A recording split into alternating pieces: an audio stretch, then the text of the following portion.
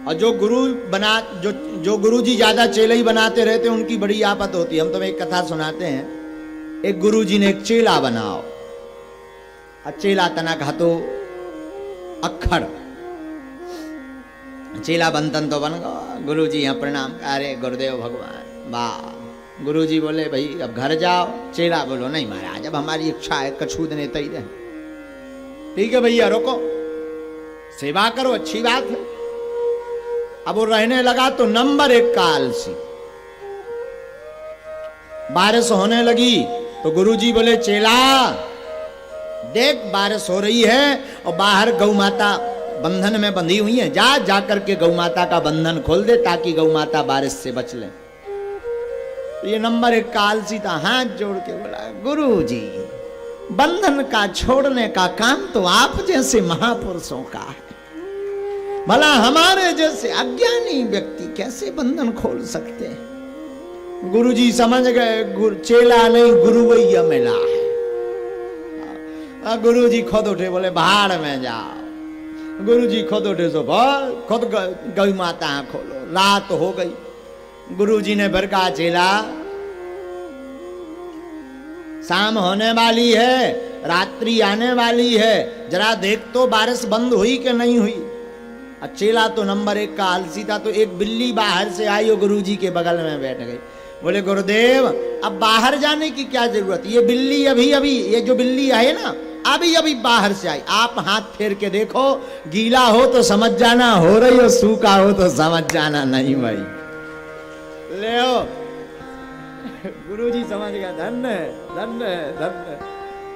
रात भई अब गुरुजी सोए सो बोले अब चेला 2 काम तो करे नहीं, अब कम से कम रात्रि में ये दीपक जल रहा ये तो बुझा दे वरना पूरा तेल जल जाएगा, सोने का समय हो गया। बोले गुरुदेव ठंडी का मौसम अब हम रजाई में चले गए, अब निकलत नहीं मना, एक काम करो आप। गुरुजी बोले हाँ। बोले आंखें मीचो, जो रामायण की चौपाई का अनुसरण करो, मूंदहु नींद कतहु को नाही। हाँ नयन मूंदहु नयन कतहु को नाही। नैन मूंद के विचार करो कि कोई दीपक हीपक जल ही नहीं रहो, सब अंधियार हो गए। गुरुजी समझ गए बड़ो बारो चेला। अब सुबह भाई तो एक चेला लड़ुआ ले आओ, लड़ुआ धरे दूसरो चेला। गुरुजी ने प्रसाद लगाओ। गुरुजी यहाँ लगो के अभी जो आलसी है जो लड़ुआ भी रखे लेकिन पूछ तो ले सारे। तो गुरुजी बोले चेला राम घी के लड्डू आए हैं, पाओगे कि हम पालें? सो झट दौड़ा हुआ आया। बोले गुरुदेव हमने आपकी 3 आज्ञाओं का उल्लंघन कर दिया, अब 4थी आज्ञा का उल्लंघन कर देंगे तो पाप पड़ेगा। अब 4थी आज्ञा नहीं हम उल्लंघन कर सकते, अब तो प्रसाद लेंगे। बताओ ऐसे चेलन से राम बचाएं। कुछ ऐसे भी चेला होते हैं, कुछ ऐसे भी चेला फंस जाते, ऐसे चेलों से राम। तो हम आपको बता रहे थे कि जो विद्वान ब्राह्मण वेद शास्त्र विशुद्ध करता, जिसने वेद शास्त्र का अध्ययन किया हो, ऐसे विद्वान ब्राह्मण से कथा सुनो। आगे लिखा दृष्टांत कुशलो धीरा। जो कथा व्यास हो वो दृष्टांत देने में कुशल हो, बढ़िया दृष्टांत देकर जानते, धीर हो। महात्मा ब्राह्म हुआ। भागवत का प्रथम स्कंद अधिकारी स्कंद है और प्रथम अधिकारी स्कंद का प्रथम श्लोक सुनिए। जन्मादस्य यतोन्मयात् दितिरत चार्थे स्वराट् तेने ब्रह्म हृदयायादि कविये मुह्यन्ति यत् तेजो वारि मृदां यथा विनिमयो यत्र त्रिसर्गो मृषा धाम्ना स्वेन सदा निरस्तकुहकं सत्यं परं धीमहि।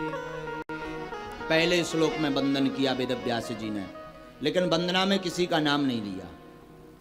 जब वेद व्यास जी ने वंदना की तो कोई नाम नहीं। सत्यम परम धीमहि, केवल सत्य को प्रणाम किया। तो किसी ने प्रार्थना की कि भागवत तो ठाकुर जी की है, इन्हें लिखना चाहिए कृष्णम परम धीमहि, गोविंदम परम धीमहि, या कोई भी नाम, पर सत्यम परम धीमहि क्यों लिखा? तो किसी ने बढ़िया जवाब दिया, बोले सत्य और कोई नहीं, सत्य परमात्मा ही हैं, ठाकुर जी। बोले इनका जवाब कहां है? तो इसका जवाब 10वें स्कंद में वेद व्यास जी ने लिखा। जब ठाकुर जी का अवतार होने लगा तो देवताओं ने 9 बार सत्य सत्य कह करके स्तुति की। इससे निर्णय हो गया कि इस मंगलाचरण में भी वेद व्यास जी ने ठाकुर जी को ही वंदन किया। किस प्रकार वंदन किया देवताओं ने? सत्यव्रतम सत्य परम त्रिसत्यम, सत्यस्य योनिर्निहितं च सत्ये, सत्यस्य सत्यमृत सत्यनेत्रं,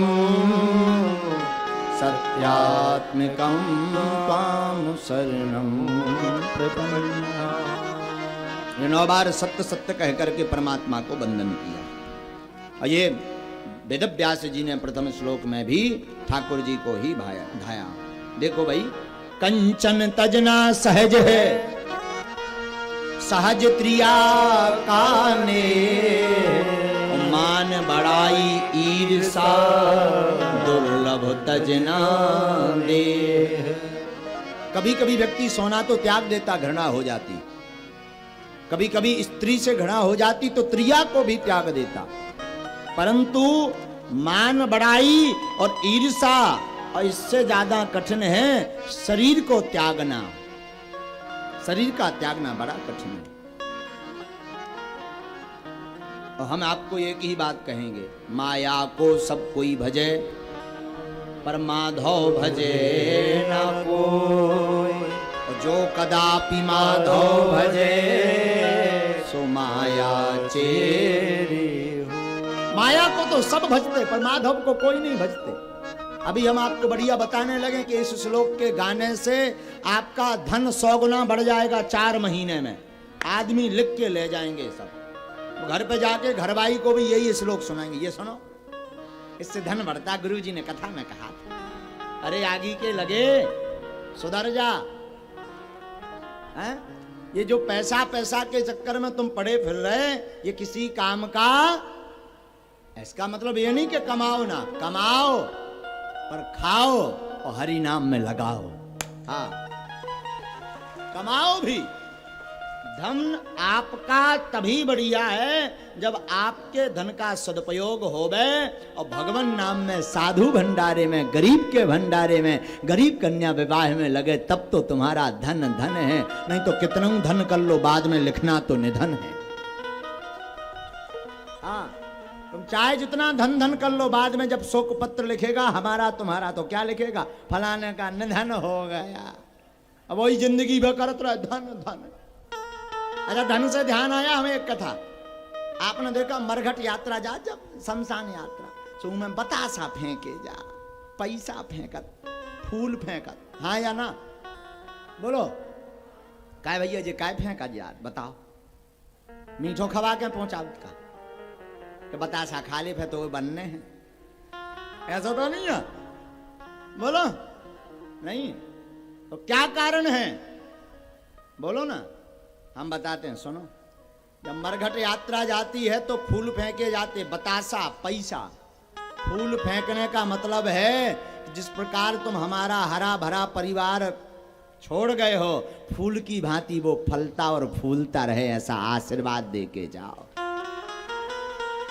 अच्छा महाराज, पर जो बतासा का फेंके जाते, बतासा इसलिए फेंके जाते कि जितने तुम अपने परिवारजनों को छोड़ कर गए हो, उनके सभी में आपस में मिठास बनी रहे, ऐसा आशीर्वाद दे के जाओ।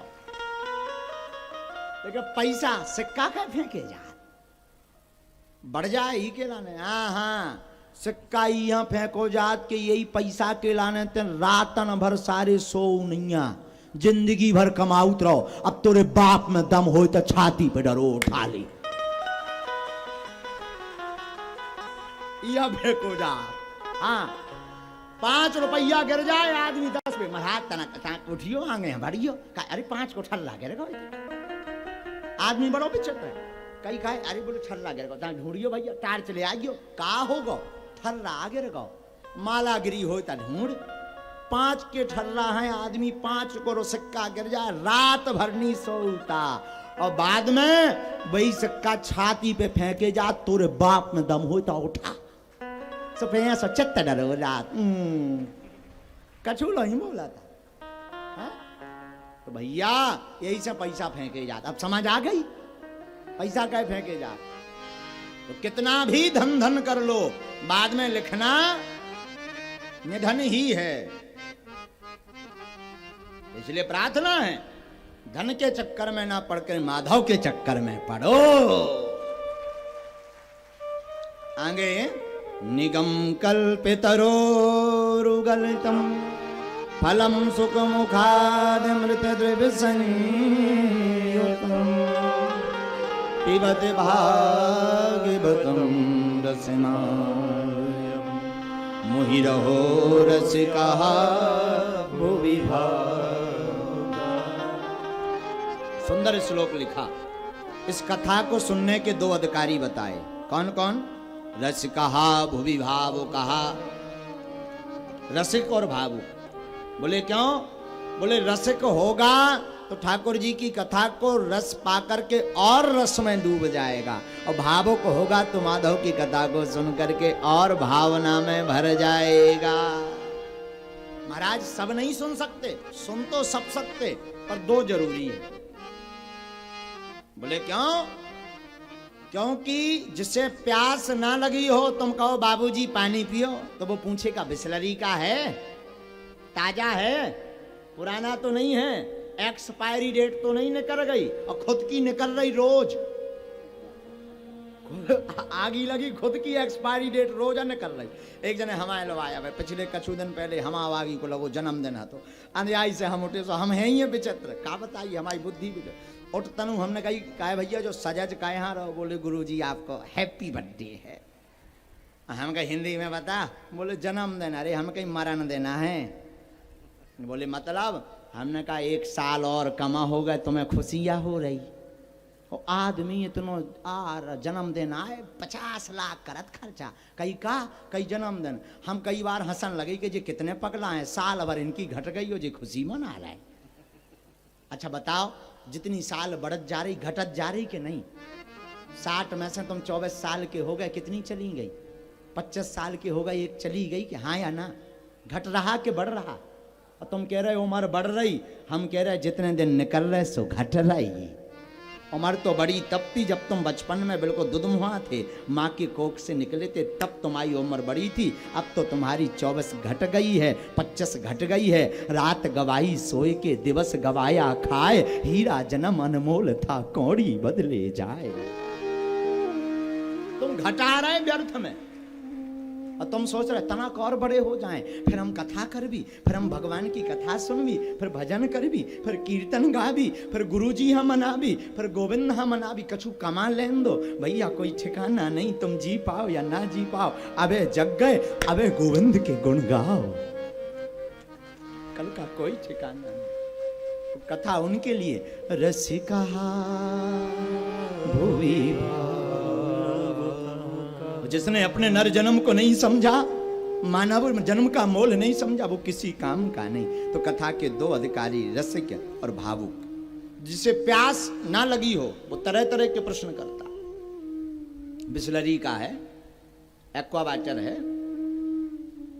आरओ का है मीठा पानी है कि खारा और जिससे प्यास लगी हो तपती दोपहरी हो एकदम रेगिस्तान में चला जा रहा हो और कोई धोखे से कह दे कि पानी पी लो तो वो प्रश्न नहीं करेगा पहले जाकर के कंठ गीला करेगा हाँ जी या ना जी तो जिसे कथा की चाह होगी वो ये नहीं पूछेगा कि महाराज कितने बजे आएंगे कथा कितने बजे तक चलेगी अगर तुम वास्तविक भक्त होगे तो केवल बैठ करके आनंद लोगे और जो भक्ति के जिसमें कमी होती वो सोचता 3 घंटा हो गए अब नहीं सुनना समझ जाना ये अब पूरा पक्का चेला नहीं बना कच्चा चेला है